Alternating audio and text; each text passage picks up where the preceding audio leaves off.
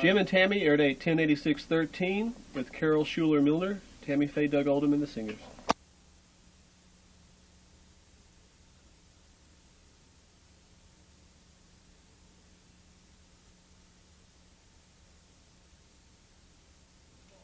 The PTL Television Network presents Jim and Tammy. Praise the Lord. See the things that He has done. Praise the Lord. For the battle has been won. Together we'll lift it. Together we will praise the Lord. Come on now, let's have a great big welcome for Jim and Tammy Baker. Building, sharing, Hello. Hello, everybody. Hello. Welcome to Heritage USA. It's nice to have you here. My, what a wonderful audience. This audience would warm you up on a cold, chilly October day. Nice to have you here with us. You're all looking good. Thank you. You're welcome. We have with us a very, very special guest today, Carol Schuler, and her new name, Milner. She's just been married not too long. How many months have you been married, Carol? 6.5. 6.5. So you're still on a honeymoon, right? Yeah. So here at Heritage USA is the honeymoon capital of the world. Yeah. Now, the Christian honeymoon capital.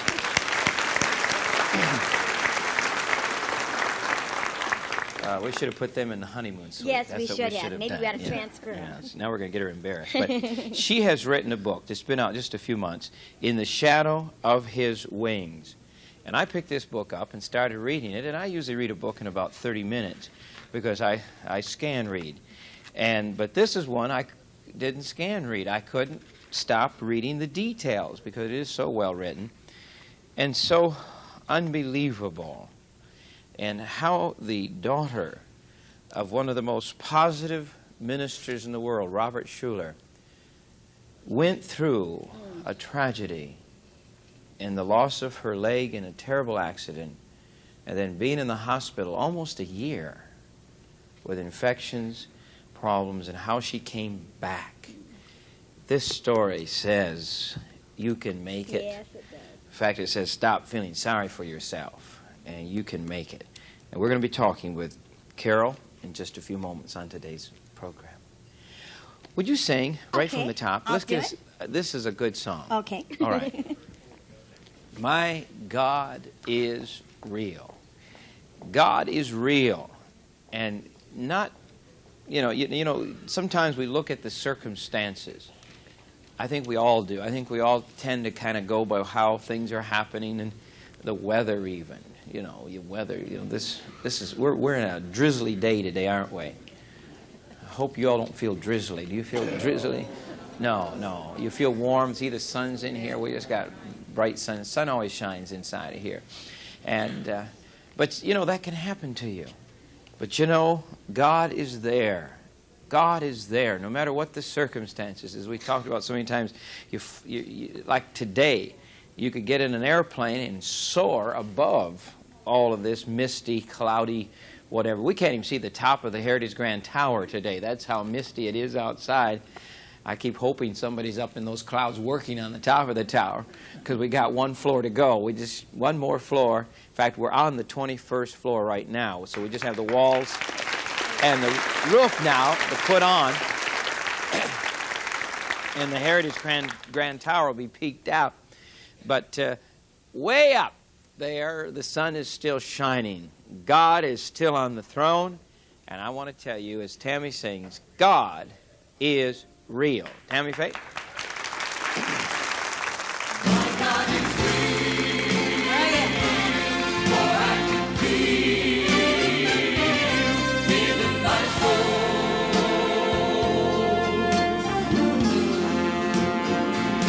Now I cannot tell just how you felt when Jesus took all your sins away. But since that day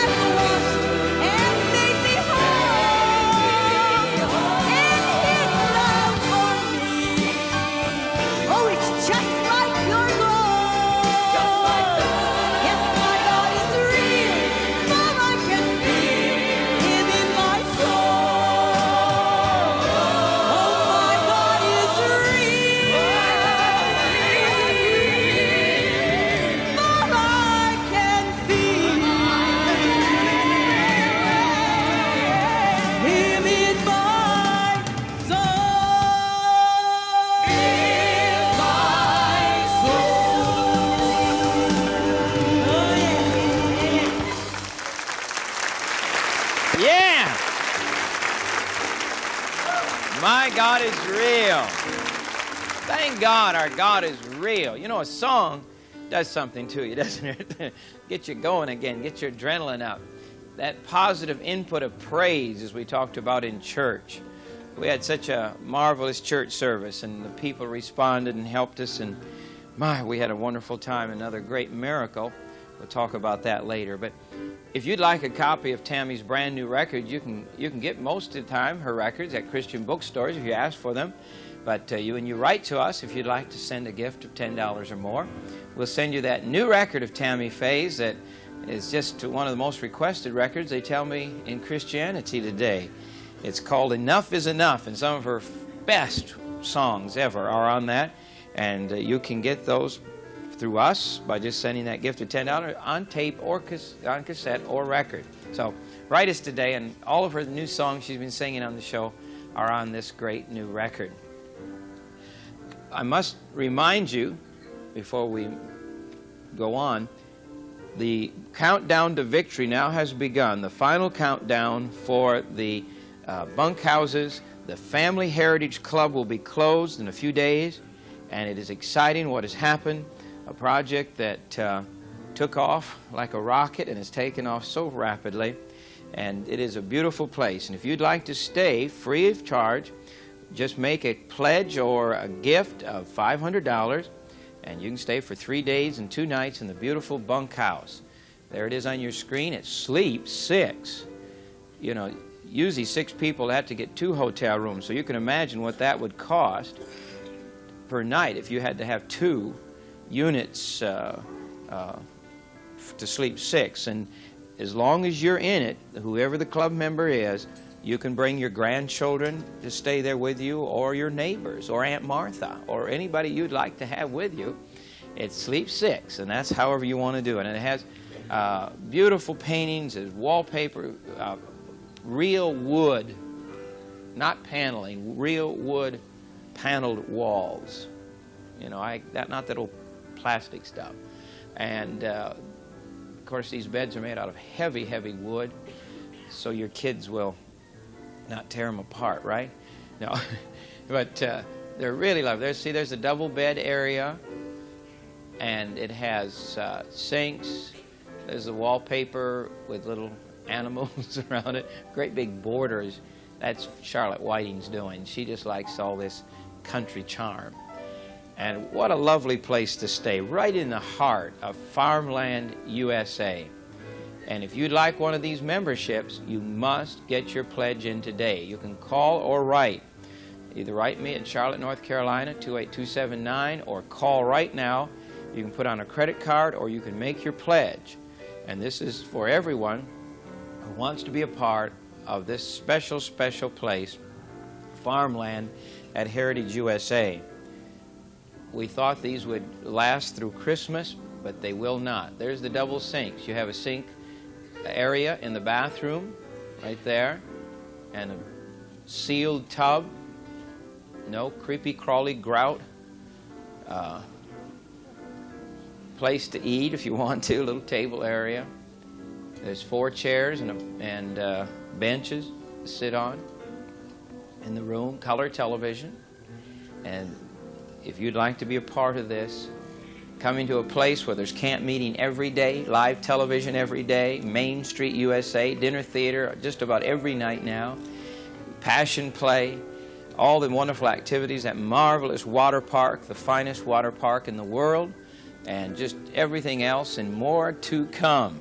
Farmland USA is right near our new church area, where we'll be having our new television studio. We'll be in the new Crystal Palace building. Our new studio will seat 5,000 people. Our new church building will have 2 big auditoriums that seat 18,000 and 12,000 and open up for giant meetings of 30,000 people. And Farmland is right next to the great area where the beautiful Crystal Palace replica building will be built, 1,150,000 square feet. And of course, you're right in the middle of the most comfortable place to be. Farm Village, the beautiful red barns with all the animals, and petting zoo is right there. It is a very, very special, beautiful area. Walking trails throughout all the farmland. Farmland USA is about 1 mile long in length. There's the old country farmhouse. These are buildings that are already completed. We'll be moving into that farmhouse in just a few days now. The barns are already occupied by the animals. There's the bake oven. We're baking bread in those right outside. The brick goes in around that. And all the buildings, that porta-john does not go with it. That will be moved. We have the smoke houses, the well houses, the spring houses, the corn cribs, the places, the pump houses, all those special buildings from the 1800s that'll be so neat. We'll be grinding our own cornmeal.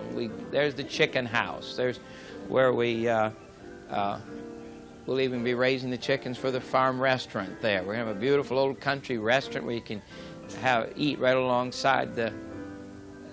I don't know why we show all these chicken coop doors or not, but it's a high-class chicken coop, I guess. But besides the free lodging for 3 days and 2 nights, you have free recreation benefits with this club. Tennis, free roller skating, free miniature golf, free Olympic-sized pool, free shuffleboard, free horseshoe, petting zoo, and so forth. So a nice little package for the family when you give this pledge to help us minister the gospel. So if you want to do that, be sure to do it right away. And the farmland is right near Kevin's house. Kevin's house is on the lake there at farmland. Then right next door to Kevin's house is the Hampton Manor. There's 30 efficiency units in there where some retired people are going to be living. And we're getting ready to build this unit right next door to Kevin's house. So Kevin will have some grandmas and grandpas to love them. And then right next door to this house will be the Big Country Restaurant. It'll be another house that looks similar to this, only it'll be for you all to eat. So you just can walk from your bunkhouse over to a Big Country Farmhouse Restaurant, which I think will be very, very exciting. And then today I want to show you another set of buildings that will be started in just a few weeks now. And this has glass on it, so I don't know if you can see. Is the reflection all right there? This is another section of buildings that's being built at Farmland USA. Believe it or not, that's an apartment building. And those are condominiums that we'll be actually offering those for sale at a later date with apartments in them, right in farmland. And they are beautiful 1-2 bedroom apartments and with utility rooms and just really nice. You have your washers and dryers and all inside your own apartment, and you actually own these units. People will be able to own these. But the uniqueness, I think, of this is each condominium here in these units has their own garden spot out in the front yard. It's a whole farm area, but every unit has their own garden. So you can grow corn, tomatoes, or whatever you want to grow, and you don't have a lot of upkeep. You can have a garden. If you don't want, you can let your neighbor use your garden spot and give you half the vegetables free. Wouldn't that be a good deal? But we can do, but it's yours. You can do whatever you want to with it. But I think it's a really nice concept for people that want to retire with great dignity, but want to retire more on the countryside of Heritage USA. I think it's going to be nice. But Farmland USA is just an exciting place. Our new auction barn and the country fair areas are going to be in that area. And the old downtown and the 1800s farm village is being built in that area also. It's a very, very exciting spot. If you'd like to be a part of that, write us today or call, because time is running out. We're on our final countdown now to victory on these, and we're going to be pulling this off the air in just a few days, and there will be no more. So if you want a lifetime membership, that means you get to stay in that beautiful bunkhouse 3 days, 2 nights, every year, the rest of your life. Bob and Jeannie, where are you? I've asked, this wasn't planned today, and I asked for this a few minutes ago, and Bob and Jeannie are instant in and out of season. And just occasionally we got to pull this song out, because I think maybe there's somebody with this weather around here, and I don't know, I guess some of the northerners, boy, have had a lot of rain this year too. And maybe you got down in the dumps a little bit. Well, let's walk out of that valley today. Carol's going to tell us a little bit how she got out of her valley, and I want you to move out today. So come on, let's walk out of that valley with our Lord. Bob and Jeannie Johnson, sing that for us, will you?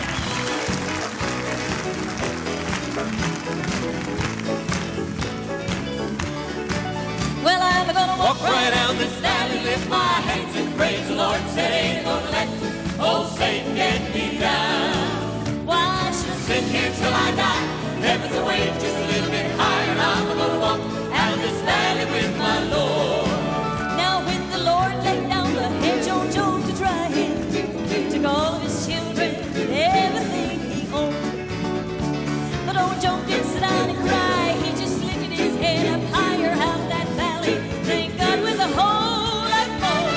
Well, I'm gonna walk right out of this valley, lift my hands and praise the Lord. Said ain't gonna let old Satan get me down. Why should I Sit here till I die. Heaven's away just a little bit higher. I'm gonna walk out of this valley with my Lord. Now the road we've got to travel to that city won't always be on the mountaintop. But the valley we've got a place God said to give us grace to get on the mountain when the sun is shining bright. Well, I'm gonna Walk right out of this valley with my hands and praise the Lord. Said ain't gonna let old Satan get me down.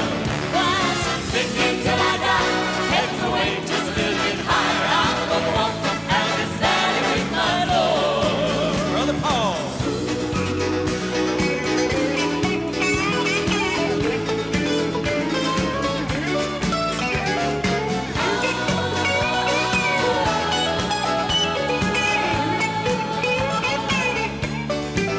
well, I'm gonna Walk right out of this valley, lift my hands and praise the Lord. Said ain't gonna let old Satan get me down, down, down. why should I Sit here till I die.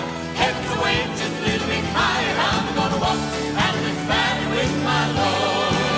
well, I'm gonna Walk right out of this valley, lift my hands and praise the Lord. Said ain't gonna let old Satan get me down, down, down. Sit here till I die. Heaven's away just a little bit higher. I'm gonna walk out of this valley with my Lord. well, I'm gonna Walk right out of this valley with my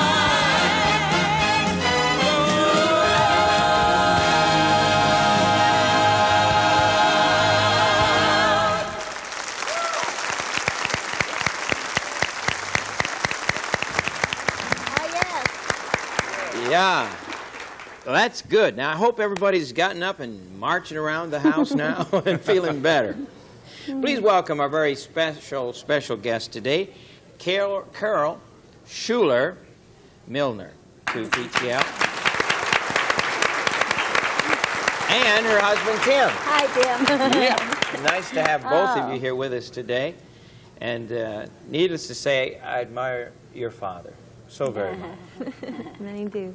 He's one of my favorite preachers.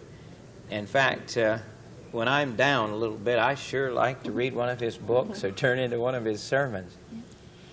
Carol, when you were in this accident, went through all of this, it must have been a difficult time when you've been brought up on positive thinking and positive input to have a very something so negative very happened negative to thing you. happened. Did that go through your mind? Why is this happening to me? My father has helped so many people.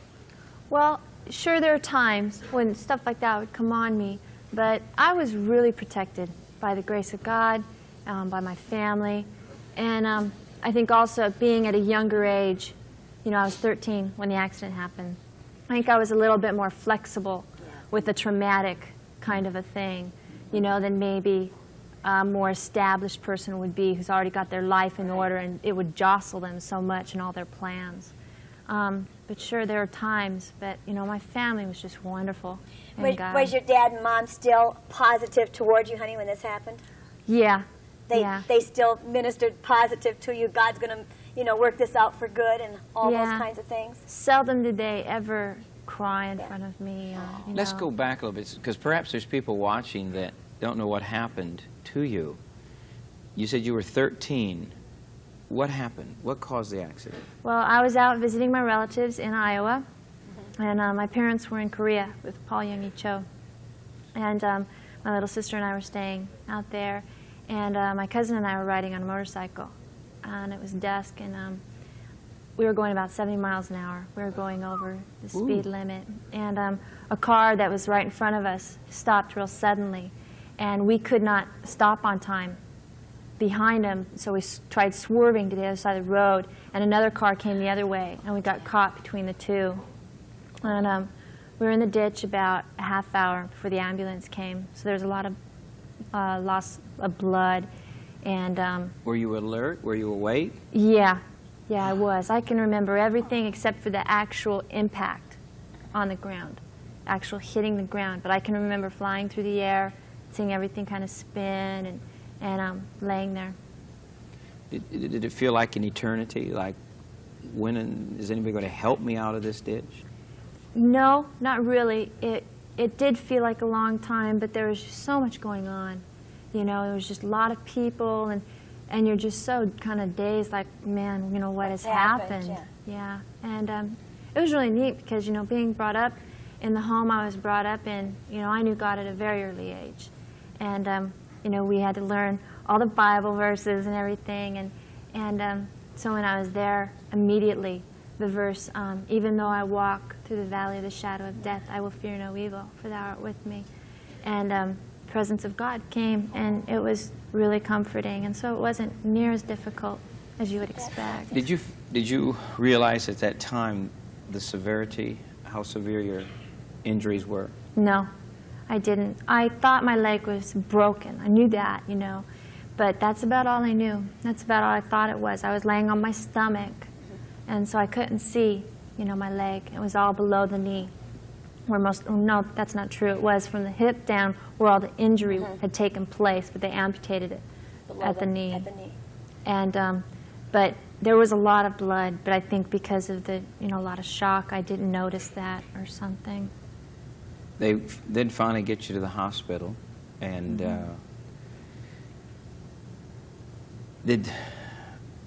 when did you know they were going to remove your leg?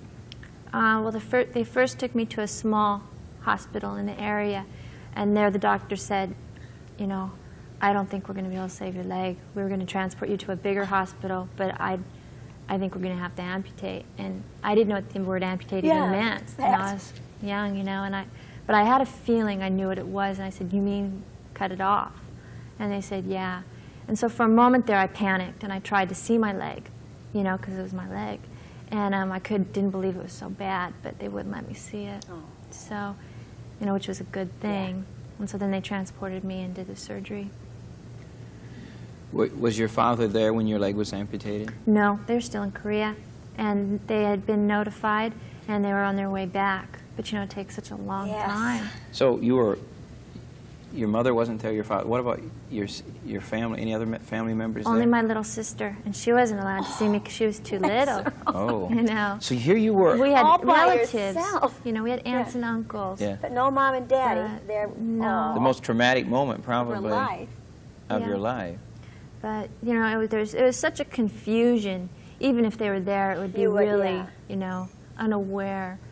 You were under a lot of medication by then, I'm sure. Well, they couldn't give me medication until They after couldn't? the surgery, because if they had done that, I could have gone into really bad shock, which I did end up doing after all. But that just didn't, So I imagine you were in a tremendous amount of pain then. yeah. It was, Oh.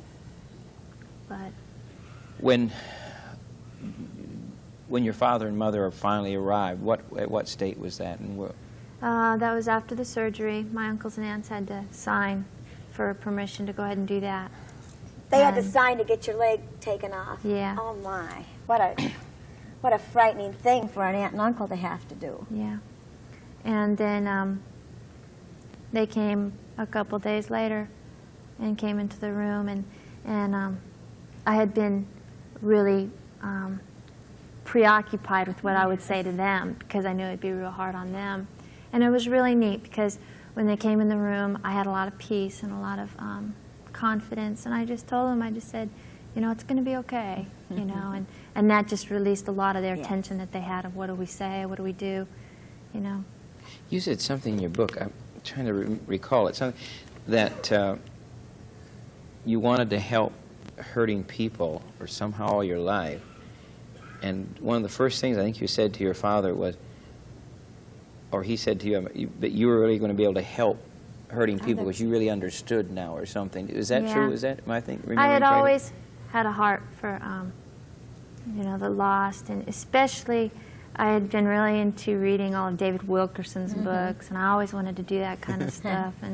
And you know, I'd always been taught that, you know, God's hand is on your life, you know, and that if something happens, you know, He can take it over for Himself, even if it is brought on by, you know, the enemy or something. And so that just, my dream was just still there. And yeah, I said, I don't know, I said like, you know, God's going to use this. He's got a plan for my life, you know. And so. Severe infection set in, is that correct? Yeah, I got a real bad bone infection because the bone had come out of the skin and drug in the ditch when I had landed in the ditch. And it happened right near a pig slaughtering farm. And so there's a lot of germ and stuff. And so then I was in the hospital for 8 months fighting that. And they could have stopped it right away by taking my leg off way up. But they really wanted to save the knee because it helps a lot. Yes. And so there was a few times where I was almost died and with the infection. And then the last time they were just ready to take it, and it was like the night before they were ready to go into surgery. And they came out with a brand new antibiotic, and it took it away immediately. But before that, now, Dr. Corey Servaz, editor of the Saturday Evening Post, called your father and told him to try to get you to a hospital in Los Angeles. Yeah, in Orange County. And tell us about how you got ready for that trip and that airplane trip, because as I read that in the book, every detail, I think I winced with every pain you had. It was just really painful when they have to move me and stuff. And they put me on a stretcher and brought me, it was only a couple days after the accident, and brought me to the small, it was a private Learjet that a friend of ours had rented for us to use, and they made it like into an ambulance jet to fly me back. And it was painful the whole way. It was really painful. And the infection at that point was just raging and getting worse every hour, actually. Yeah. In fact, they wanted to remove the rest of your leg. And God used, I know Corey Servaz, but God uses people, you know, just to come in at the right moment and encourage your father to. Did your folks ever panic and say, go ahead and just take the leg, don't let her suffer like this with the infection? Or did you have that, was it that peace in the Lord that really realized that God would heal it, would heal the infection? So my parents are fighters. They're you fighters. know, that's obvious. Yeah. You're going to save it, right? And they kind of left it up to, you know, To you. a little bit up to me, you know, but they were real encouraging to fight. Oh, that's good. You know, very much so, and especially since they knew I wanted to keep it as well. Did you really worry that time, honey, thinking, well, if I die, it's my fault because I decided to keep the leg, or did you think on those terms no, at all? I never really thought on those terms. I never really knew, you know, how bad off I was. That was good. That was God's protection. You were very athletic, weren't you? And still are, I guess. Yeah, I wasn't as athletic as I was after the accident. Really? Yeah, I was, but I was involved with a lot of softball and horses, and then after the accident, of course, I got into the snow ski racing, and was much more, you know, where I trained 6 days a week for 3 years. Did you just do that to prove that you could do it, do you think, or you just wanted to do it? You liked it? Well, I'd heard somebody told me that they taught the handicapped how to ski out in Colorado in Winter Park. And so I just thought, you know, it sounded like fun. You know, at least I can go with my friends if they want to go skiing. And then I learned really quickly. And I, too, you know, I'm a lot like my father in that, you know, I like to achieve things, you know. And so once people started saying, you know, that I was, you know, really learning fast and well, you know, the Wow. coaches said they wanted me to start training immediately for Would you- racing, so I started. Would you like to see her Wonderful. ski, Tam? Yes, I would. Yeah, look over Yes. here. I got a piece of secret film here. I've secret smuggled in here of Carol skiing, and we're getting a little ahead of our story, but let's take a look. Robert Schuler first became acquainted with the handicap ski program 3 years ago.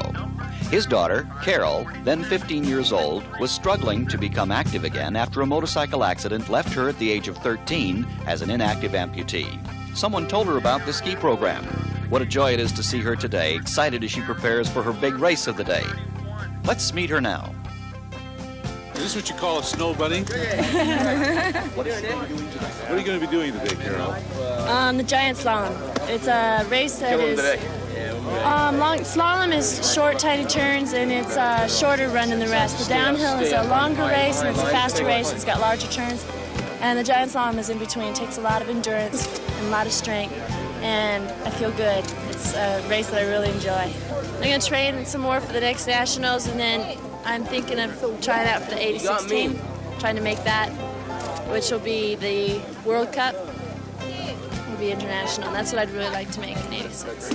Okay, our next racer up in the gate and on course, this is Carol Schuler, bib number 31. Racing from, let's see, she's from Orange, California, and races out of the Greek Peak program at Greek Peak in New York, upstate New York. She was first in the Northeast Regionals. And skiing out here in Squaw Valley now, here she comes through the lights, it's Carol Schuler. All right, Carol!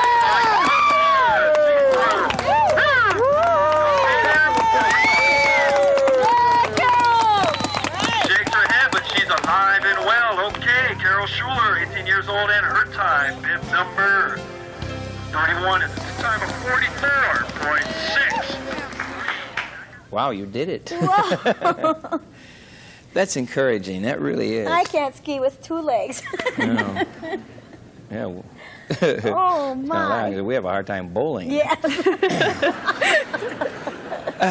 But I think we after reading your book, and let me just mention to people, we're not going to be able in this program to get the full impact of this book. It's called In the Shadow of His Wings by Carol Schuler. That's from our good friends over at Thomas Nelson's, I think. Let me look. I better make sure I'm saying the right one. Yeah, it is Thomas Nelson. I know your father does a lot of books with them. But, boy, what an encouraging, what a dramatic book. I'm sure you don't want to relive those moments, and forgive me if I'm digging too deep. But it's 8 months in the hospital, folks. Oh. This didn't just happen as we talk in a few minutes' time, and it went from, the accident and everything was okay. There was pain. There was just tremendous moments, dramatic moments of flying in that airplane, and then the stench of the infection going stronger and stronger in the airplane as they were going there, and knowing that things were wrong, and the raging infection, and nothing seemed to really be affecting it. And then when you came home from the hospital, tell us a story about you and your mom. Do you remember falling on the floor? There's lots. There's so many stories. Where it's real difficult to get just the basics of life, and, bathing and showering and washing my hair, and so my mom had set up a little thing with a bathtub and a beanbag chair where I'd lay in the beanbag chair and lean over the bathtub, and she had to do a lot of the lifting, and it was really difficult on her. And one time, she just fell, and we both fell, and we just, first we were crying, then we were laughing. You were still hurting. Yeah. Oh. Yeah. When you came out of the hospital, the pain wasn't gone. No.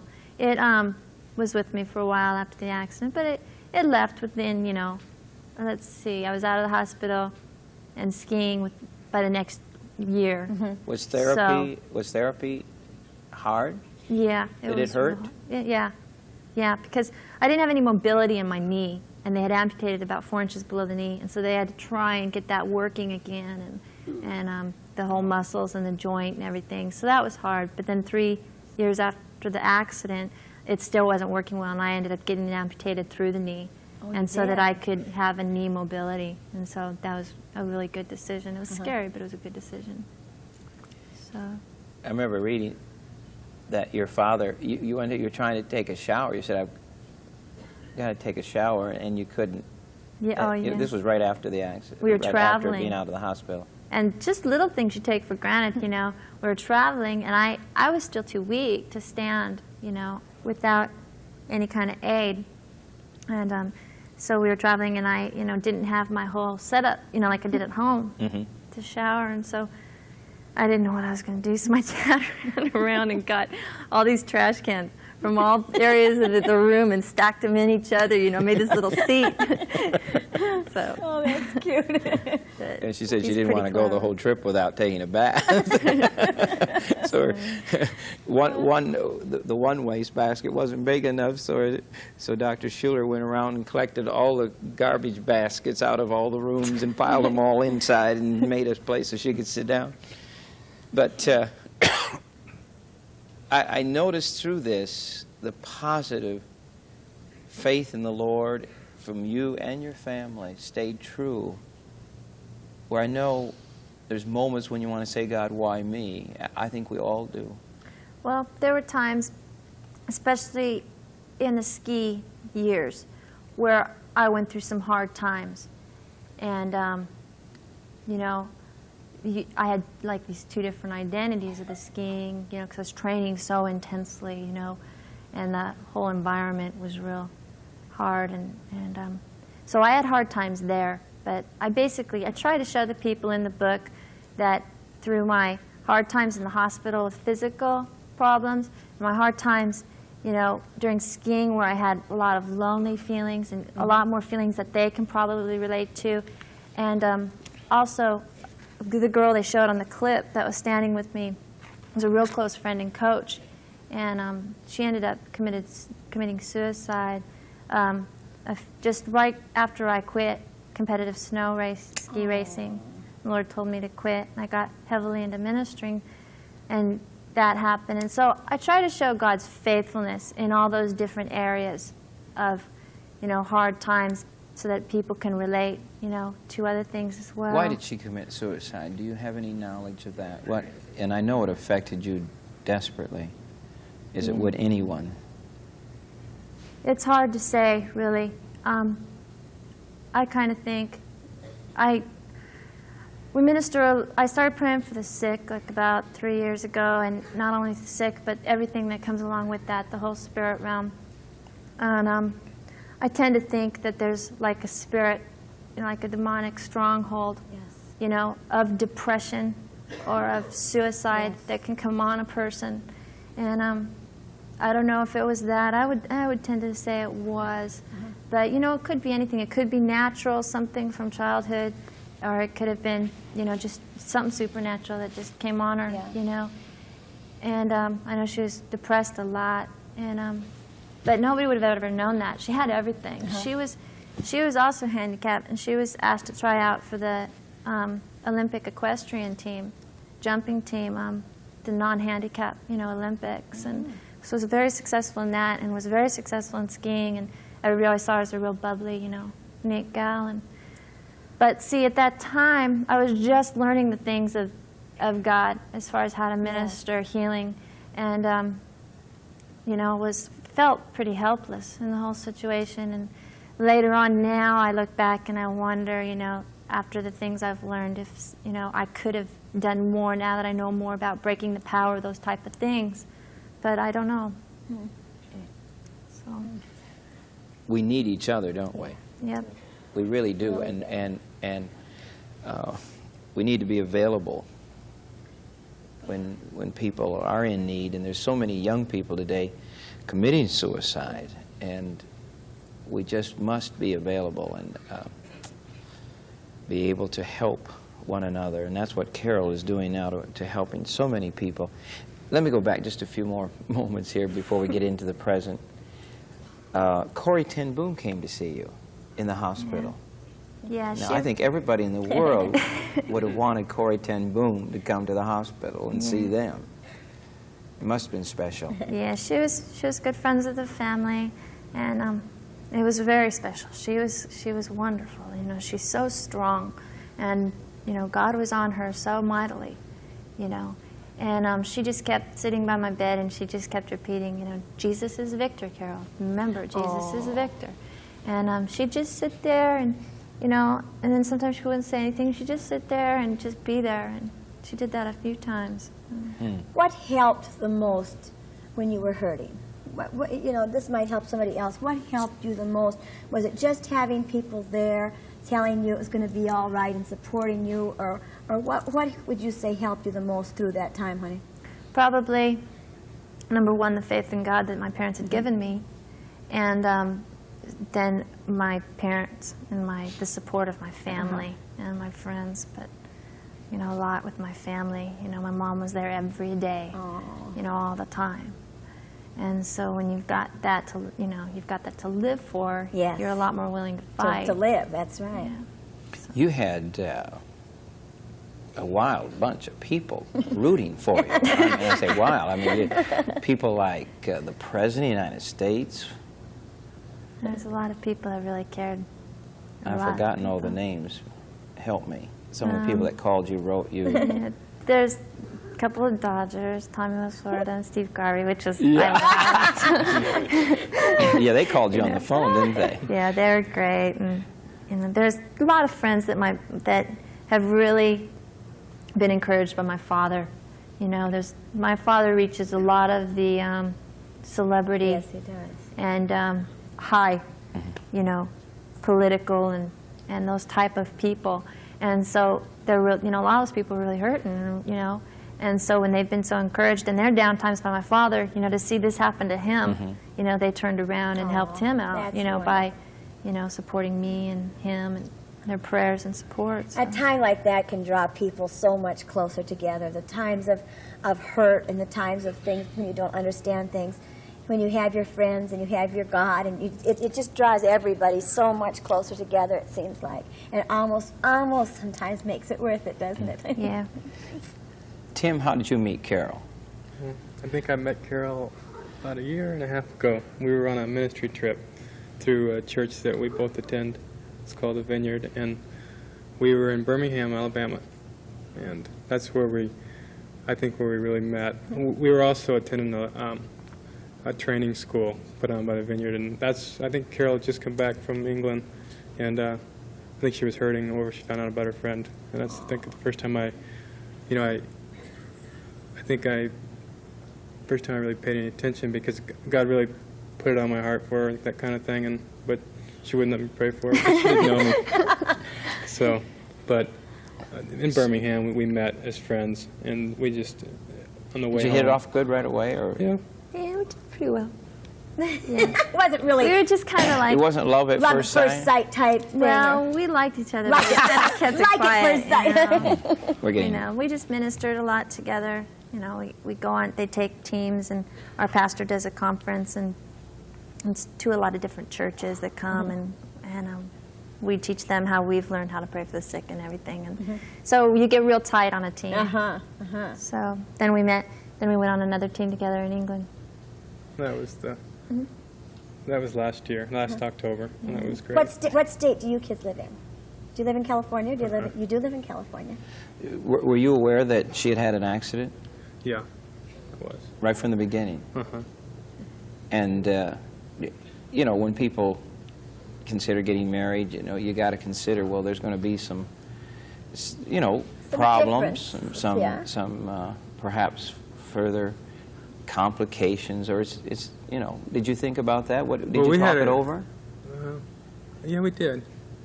We had a great romance, though. I mean, it didn't start out really like that, but last October we really fell in love. So we had a great time together, and she asked me that one night, and it really didn't bother me at all. I was really in love with her, and I already had decided I was going to marry her. Aww. So. This is romantic. It's pretty romantic. It was pretty whirlwind, I tell you. We fell in love in October. We were engaged 2 weeks before Christmas, and we got married in March. Oh, yay! That's pretty good. This is terrific. This is terrific. You can make it. Yeah. God will help you to make it. Doug Oldham, it's time for you to sing a song that I think would tie all this together. I really do. It fits. First verse probably not for a while, but after that it does tend to fit. And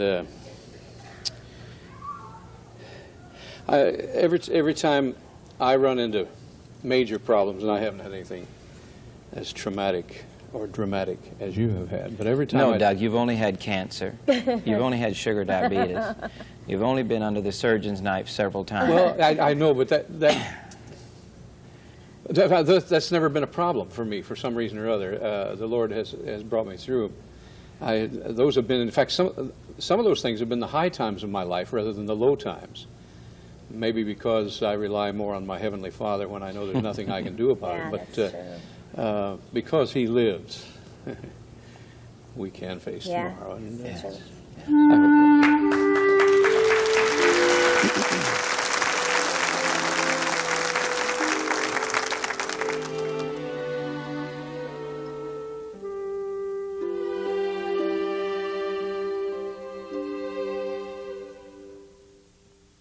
How sweet to hold a newborn baby, to know the joy. Since I have 3 girls, I'll have to say the pride she gives. But greater still is the calm assurance my child can face uncertain days because Christ lives, and because He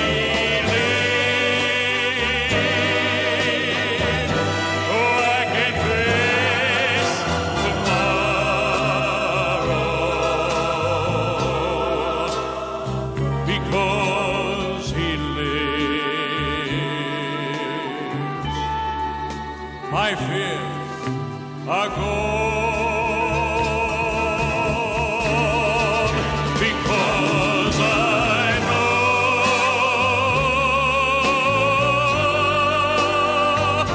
He holds my future. Well then, life is worth a living just because Christ lives.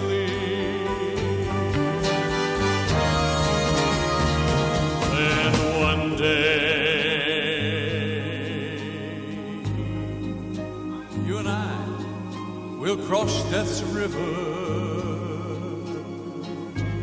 Carol, we'll fight our final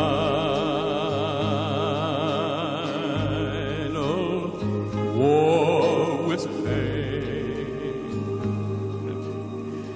And then as death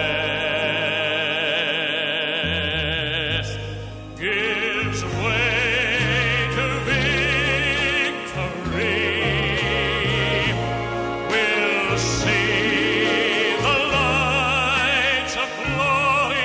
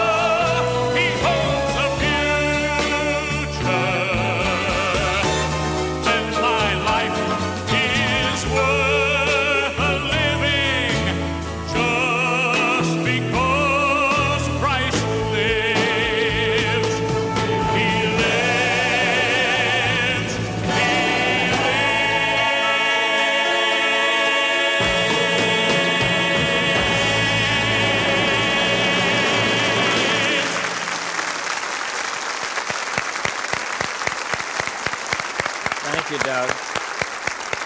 Because He lives. Oh, what a great song. What a great song. You can face tomorrow. You can. You know, Doug has recorded 34 of our favorite songs and hymns of the faith. And Because He Lives is on this record, just as you heard him sing it.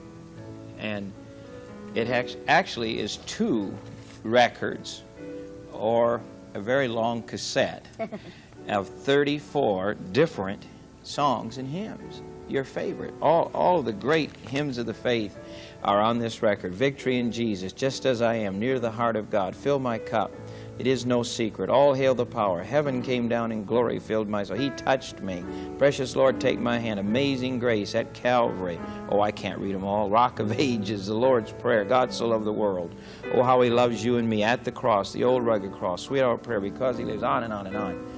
And if you help keep PTL on the air this week with a $15 gift, we want to send you this 2-record set or the cassette of Doug Oldham. Just ask for Doug Oldham's Our Christian Heritage Hymns of the Faith. We'll know what you mean, just Hymns of the Faith, or just Doug Oldham's old hymns, I think. They're not all old hymns, by the way, are they? They're, not really. Because He Lives is not old. That's a Gaither song. Yeah, they're the songs that we sing, that we've been singing over these past 25 years. Yeah. It'll bless your house to have those, and you'll bless our house here. Carol, would you pray for people right now that are hurting? Maybe they've gone through some things that they felt like giving up. And I know God has given you faith to encourage other people. Could we join hands here, and let's agree as Carol leads us in prayer.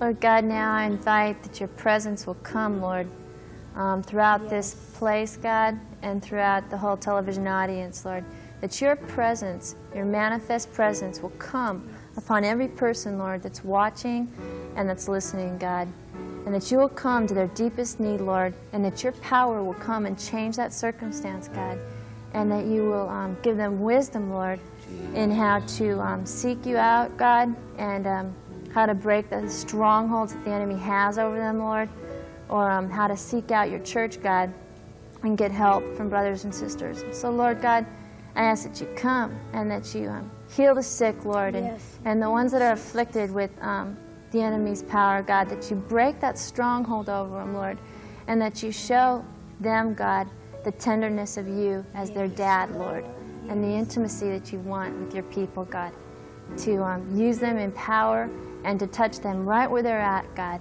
and that you care about being intimate with your kids. And show them the power that's in that, and being intimate with the Heavenly Father, God. And so, Lord, I ask that your presence remains upon them, and that you visit them and make yourself known to them in every way. In Jesus' name. Amen. Amen. Thank God.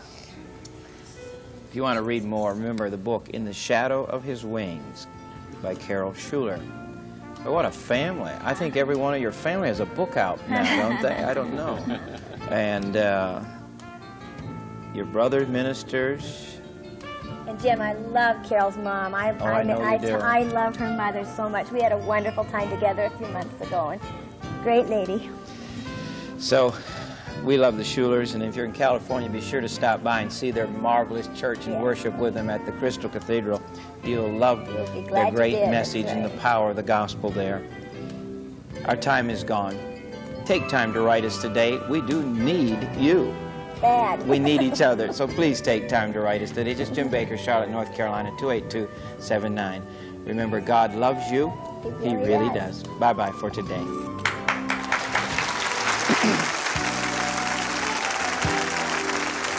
Guests of the Jim Baker program stay at the beautiful Heritage Grand Partner Center. To make your reservations, call 1-704-544-8100. Eastern Airlines is offering discounts up to 50% off for anyone traveling to Heritage USA. Call and make your reservations today. 1-800-468-7022. In Florida, dial 1-800-282-0244. If you would like an audio cassette of today's program, send a gift of $5 and ask for tape number 3607.